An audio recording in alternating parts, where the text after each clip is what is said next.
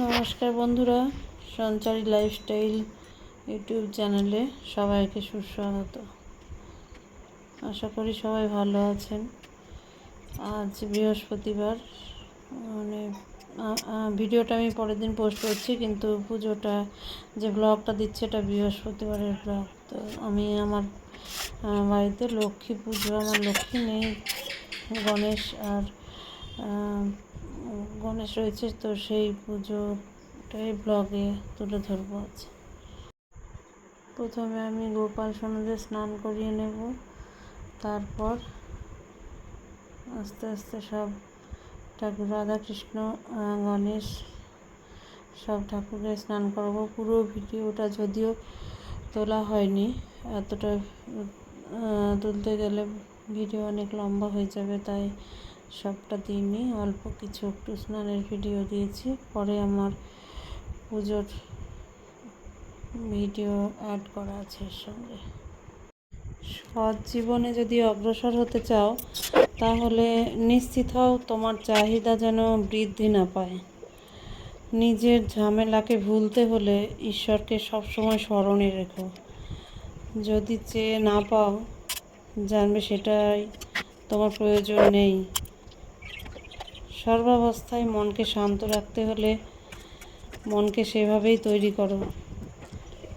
সহজ পন্থা আবিষ্কার করতে পারাটা একটা কঠিন কাজ। কোনো কিছুই কাকতালীয় নয়।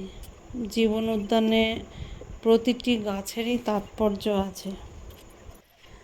মন যদি বিগত দিনের বন্ধন ও সমস্যায় বাধা পড়ে, তাহলে বর্তমান সময়ের আনন্দ থেকে সে বঞ্চিত থাকবে। যে মানিয়ে নিতে ও সমন্বয় করতে পারে, সেই জানে কিভাবে বাঁচতে হয়। যদি অন্যেরা তোমার বিরোধী হয়, তাহলে দেওয়ালে পিঠ ঠেকিও না। ঈশ্বরের সঙ্গ লাভে দেখো কত লাভবান হচ্ছ। ব্যক্তিকে হৃদয় দিলে তা বিদীর্ণ করতে পারে, কিন্তু ঈশ্বরকে হৃদয় দিলে তা উত্তরোত্তর শক্তিশালী হয়। সমস্যার সম্মুখীন হয়ে দেওয়ালে মাথা ঠুকলে সমস্যার জাল মাথাকে আরও বিশৃঙ্খল করে তুলবে। পৃথিবী যখন উন্মত্ত ঝড়ের ন্যায় প্রতিভাত, তখন সবচেয়ে সুন্দর ও নিরাপদ আশ্রয় হচ্ছে ঈশ্বর। খুশি মনে কোনো কাজই কঠিন মনে হবে না। যখন তুমি যথাসাধ্য চেষ্টা করেও সুফল পাও না, তখন তুমি তা ঈশ্বরের উপর ছেড়ে দাও। সব সময় মনে রাখবে, তুমি এক বিশেষ আত্মা। তোমার যা পার্ট, সেটা তোমার চেয়ে ভালো আর কেউ অভিনয় করতে পারবে না। একাকিত্ব বা নিঃসঙ্গবোধ তখনই আসে যখন আমি ভুলে যাই যে ঈশ্বরই আমার সর্বশ্রেষ্ঠ সঙ্গী। তোমার সব আশা ঈশ্বরে অর্পণ করো, তাহলে আর কেউ তোমাকে হতোদ্যম করতে পারবে না। শুধুমাত্র দৈহিক বয়সের মাহাত্ম্য নেই, জীবনবোধের পরিপক্কতাই হলো বয়সের প্রকৃত মাপকাঠি। ইলেকট্রিক বাল্বের ভিতর যেমন সংযোজক তার ফিলামেন্ট না থাকলে বাতি জ্বলে না, তেমনি ঈশ্বর ভাবনা যদি তোমার জীবনে না থাকে, তাহলে সেটা জীবনই নয়। নিজেকে তুমি যতই সঠিক রূপে জানতে পারবে, ততই সহজে সুখী ও শান্ত থাকতে পারবে। যখন তুমি সর্বতোভাবে ঈশ্বরের প্রতি অনুরক্ত হও, তখন তুমি অনেক প্রকার সফলতা অর্জন করতে থাকো। ব্যাংকে সঞ্চিত অর্থের পরিমাণ সামান্য হলেও যার জীবনে পরিতৃপ্তি আছে, সেই যথার্থ সম্পদের অধিকারী। মনের বন্ধন মুক্তিতেই আসল স্বাধীনতা। আনুষ্ঠানিক ফিতে কেটে কিন্তু তা আসে না।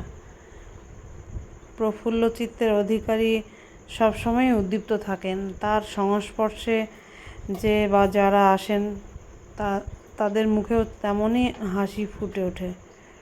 হাসি মুখে অনেক আপাত কঠিন কাজকেও সহজ করে নেওয়া যায়। নিজের উন্নতির জন্য সময় ব্যয় করলে অন্যের সমালোচনার জন্য আর সময় কোথায়।